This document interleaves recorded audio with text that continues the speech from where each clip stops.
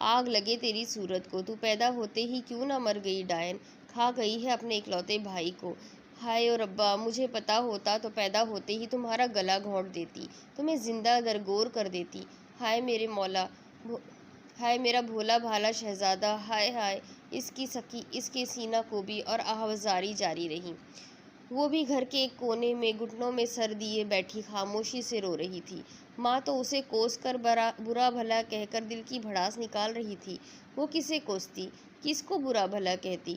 اگر ماں کا اکلوتا بیٹا قتل ہوا تھا تو اس کا بھی تو اکلوتا بھائی تھا، اور اس نے کون سا کسی سے محبت کی پینگیں بڑھائی تھی یا کسی سے ناجائز تعلقات رکھے تھے جو وہ شرمندہ ہوتی؟